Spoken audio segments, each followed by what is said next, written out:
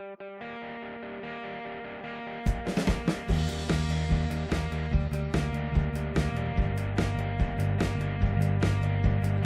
I'm Jen with the Faithful Sidekicks. Today I'm talking to you about Sentinels of the Multiverse.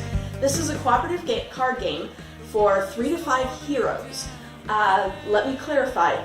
Each hero is its own deck. I've often played this 2-player where each person in the game is playing 2 heroes.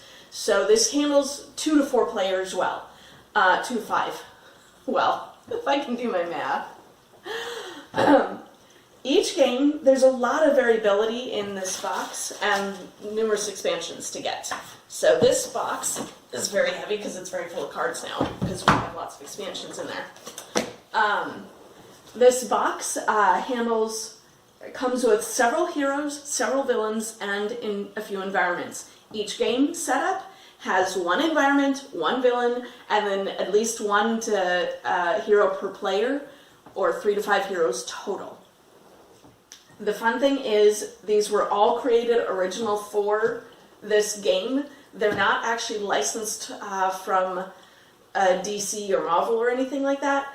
But especially, there are certain heroes especially that have a certain familiarity to them. For instance, the Wraith. It's kind of like a female Batman.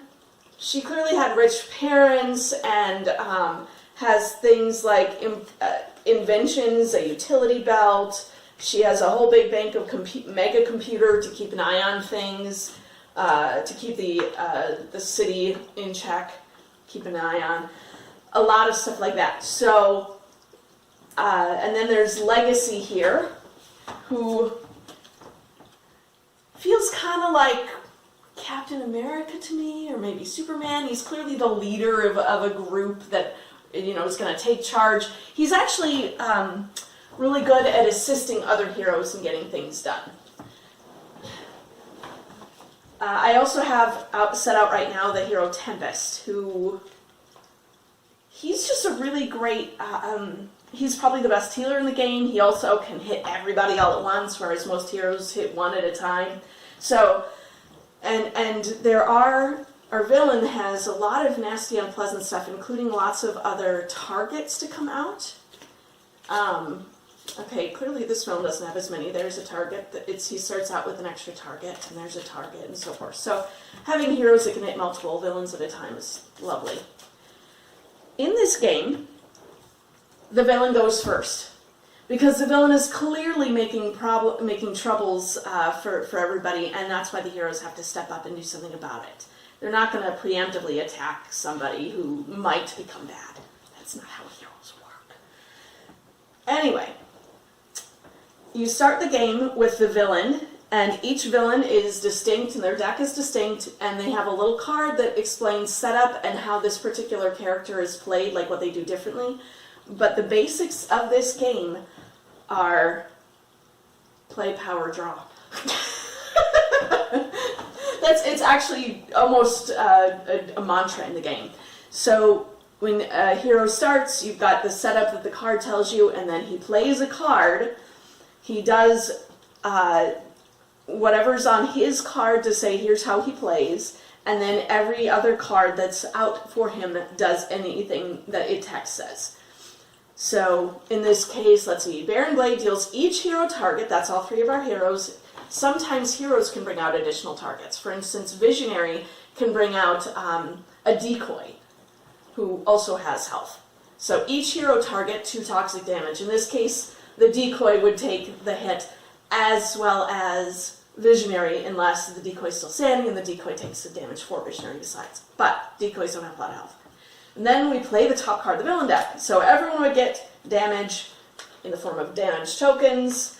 I've seen some people play it where they actually just use a pair of dice to keep track of the character's health.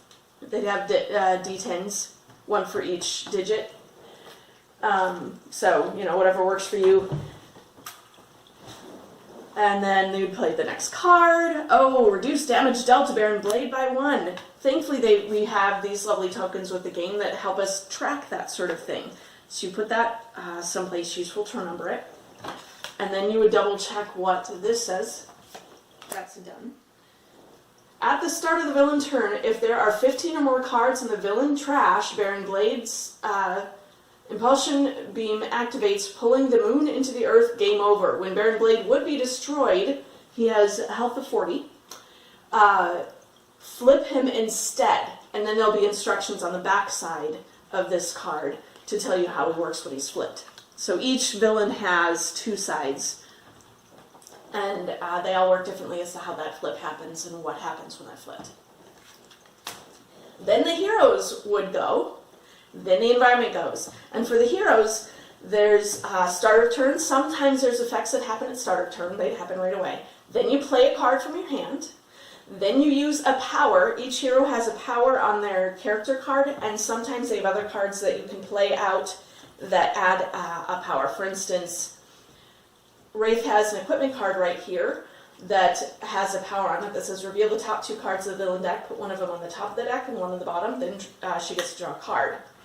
So if that's already played out in her tableau, then she can choose between that power and the one on her main hero card. So play, power, and then draw it in your turn. So you draw, and then if there are any end of turn effects, they happen after the card draw at the end. And now each hero takes their turn, and then the environment would flip up a card. And in this case, it's targeting innocence. It's a 10-point target, and it says at the start of the environment turn, this card deals each hero target H-1 fire damage. When they have an H in a symbol, that means however many heroes are in the game. That's their way of scaling difficulty based on whether there's 3, 4, or 5 heroes in the game. Damage. Then look through the environment trash for impending casualty and put it into play, which you don't want to do if you don't have to. So you want to destroy that target before the next round.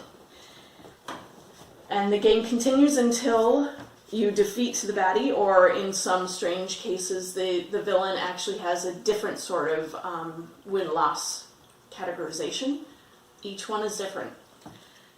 The heroes, the villains, the environments, there's so many different ones that you can mix and match that really makes for a lot of replayability in this game, besides the luck of the draw of, shuffling your cards. There's some characters that go pretty slowly through their deck, and then there's some like Tachyon, who you're probably going to get through the deck twice, depending on how long it takes to defeat a villain. So I would guess this game takes maybe an hour to play, but again, there's so much variability based on which villain and heroes and which environment. So it could be anything from a half an hour to an hour and a half, maybe longer. But I'd say roughly an hour. And I've had a lot of fun with this game. It's not one you really would travel with because there's so many cards, unless you want to have just like 4 or 5 heroes with maybe 2 villains and 2 environments, and that you could maybe transit with. But otherwise, this is just one that stays at home, and we can play plenty here. Highly recommended game. A lot of fun superheroes to work with and to play as. A lot of interesting villains to take down. Sometimes they even have comic books that they created to go with the game.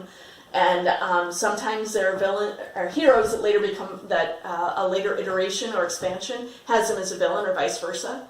There's a version of Legacy that is called Iron Legacy, which is just a horrible villain to take down. Horrible.